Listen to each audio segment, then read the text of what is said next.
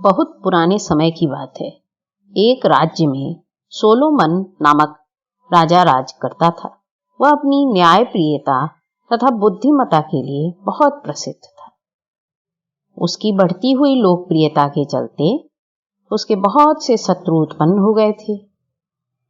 उनका मानना था कि सोलोमन राजा है, इसलिए लोग भयभीत होकर उनका गुणगान करते हैं। शत्रुओं के मन में विचार आया, क्यों न सोलोमन की परीक्षा ली जाए और उसे नीचा दिखाया जाए, जिसके लिए उन लोगों ने मिलकर एक योजना बनाई। उस योजना का प्रमुख उन्होंने बलबीर को चुना। योजना के तहत बलबीर ने एक चिड़िया को अपनी मुट्ठी में पकड़ लिया और दरबार की ओर चल पड़ा। रास्ते में उसने सोचा कि मैं राजा से पूछूंगा कि मेरी मुट्ठी में जो चिड़िया है वो मरी हुई है या जिंदा है।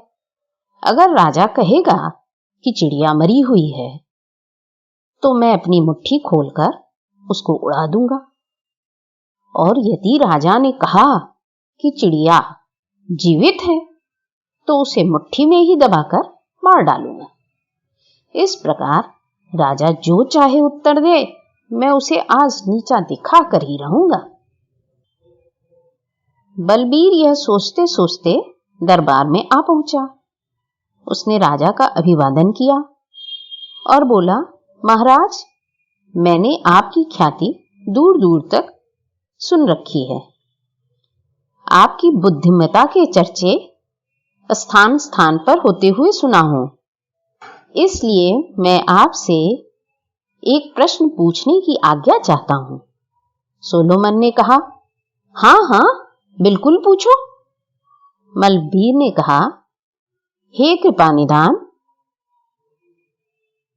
कृपया आप यह बताएं कि मेरी मुट्ठी में जो चिड़िया है वह जीवित है या मृत।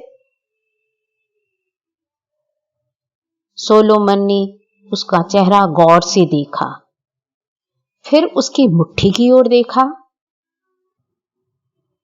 वह समझ गया कि आया हुआ यह युवक उसे नीचा दिखाने की कोशिश कर रहा है। सोलोमन ने मन ही मन विचार किया और बड़े धैर्यपूर्वक जवाब दिया, बलबीर, चिड़िया का जीना या मरना तो तुम पर निर्भर करता है। इतना सधा हुआ और सटीक उत्तर सुनकर बलबीर अवाक रह गया। सभा में बैठे सभासद दरबारी भी आश्चर्यचकित रह गए। वे समझ गए कि सिर्फ कहने के लिए ही नहीं, राजा सोलोमन सचमुच ही बुद्धिमान है।